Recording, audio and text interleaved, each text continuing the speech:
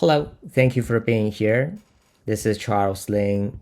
Today I'm going to present on native speakerism and grammaticality judgments, who owns the linguistic intuitions of standard Mandarin. I'm presenting on behalf of my co-authors Hai Hu, Aini Li, and Yina Patterson. We know that acceptability judgments are useful and they have been taken to be important way of studying linguistic competence for language research. In these judgments, we often try to get at the well-formedness, nativeness, and naturalness of the linguistic forms. In trying to achieve this goal of getting at this linguistic competence, the native status of the speakers and their knowledge have been given greater value. In experimental syntax, this impacted our view about the role that language backgrounds plays, and therefore social linguistic factors have often been overlooked. The variation in dialects and the variation in bilingual status of the speakers in the acceptability judgments has also been ignored and not looked at.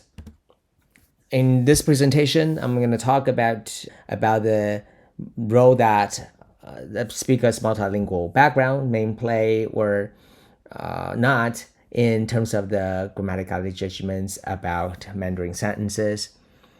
The goal of the study was to look at the replicability of sentences that are presented in published articles on Chinese syntax. We're curious about whether the language background of the people who give those judgments would matter or not. In our study, we look at minimal pairs that are taken from journal articles on Chinese syntax and try to see if those judgments made by linguists can also be replicated when you recruit raters from Beijing and raters from Guangzhou. What's interesting about these two groups of raters is that the participants from Beijing are native speakers of Mandarin Chinese from Beijing, while the participants from Guangzhou are bilingual users at least who can use Cantonese as well as standard Mandarin. And we're very curious whether these two groups of participants would show differences. We conducted 3 experiments, which included a 7-point Likert scale judgment task, and those that are not replicated in that task then were put into the forced choice task to see if the forced choice give us correct judgments that are consistent with the judgments in the syntax papers. So I'm going to show you some of the results that are relevant to our discussion today. In particular, we are curious about whether the Beijing participants and the Guangzhou participants would show similar or different judgment patterns. This first experiment shows that their convergence rate are similar, about 86%, compared to the judgments given in the linguistics papers. And the scores are also similar, about 2.5 is the average. So there's no differences between the two groups in terms of the continuous Likert scale rating.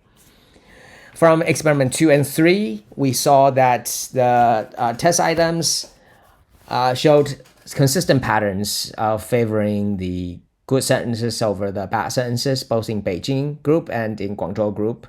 Right? In both experiments, this is experiment 2, and this is experiment 3. In both experiments, you see similar differences, similar preferences. The only difference that we see in between the two groups would be that the Beijing group shows greater difference between the two types of sentences than the Guangzhou group. Right? So at the group level, it seems that the Beijing group shows more categorical differences between good and bad sentences, while Guangzhou participants showed slightly closer differences between the two types of sentences.